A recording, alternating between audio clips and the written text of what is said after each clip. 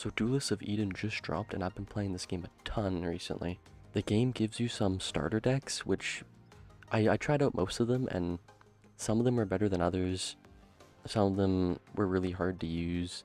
So I went and I created 3 pretty practical, easy to use decks, which are pretty fun in my opinion. And I'm going to be sharing them here with you guys today. So the first deck I made is for Neera, and this one is going to be really relying on her Spear Poke, which is Neera's special ability that only she has. We're going to be using this to build Frost and just poke and always have that tool to do damage. The deck complements the poke because we're going to be rooting our enemies with C's and pulling them into it with a line, which is just a really strong combo. Keeps them rooted, it's hard to play against, really oppressive. And our second rooting tool is going to be Strangle. This just roots. We don't really need to set up for it. We can use a line to land Strangle and root them and land more spear stabs, but a line is better used to pull them into C's for sure. Ideally, you get them stuck in C's and you can also land Thunder. That's why we have Thunder in this deck. And TripleBarrel as well, knocks back combos if they're rooted. You really want to get them against the wall for a lot of these combos.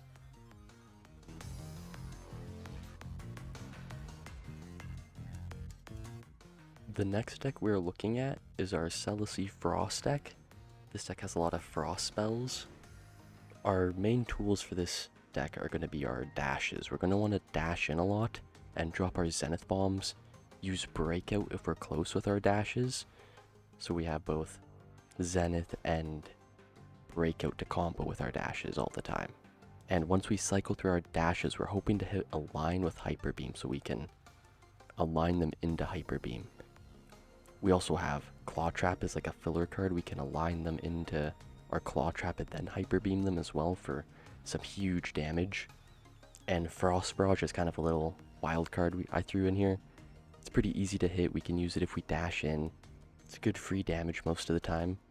Selicy also has Hailblade, which we'll mainly be using when we're shuffling.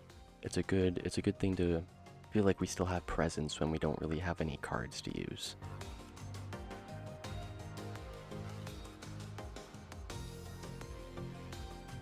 Now the last build is for Queen.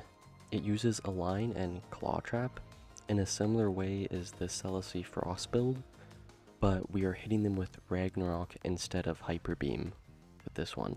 We also have KineticWave in this deck is like a budget combo starter. You can combo into Thunder or Ragnarok, DimensionSword.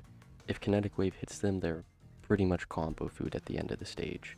And we have Vortex in here as well. Vortex is a really strong combo tool for sucking people in and getting them ready to get hit for Ragnarok or Thunder. And to land Vortex, I highly recommend standing in the middle 4 squares, because that will give you maximum coverage when you throw it on their side. There's like a good chance if you know where they're kind of going, if you can predict them and suck them in and hit them with a big combo. Side note for this deck, I feel like you can use this deck with any one of the characters in this game. You don't need to be Queen to use this deck. It's really universal. I realize I didn't list the deck lists when I was talking about them, so I'm just gonna slap them all in here at the end. So just like copy and paste it. The share codes are kind of weird. I'll have those in the description too. And have fun.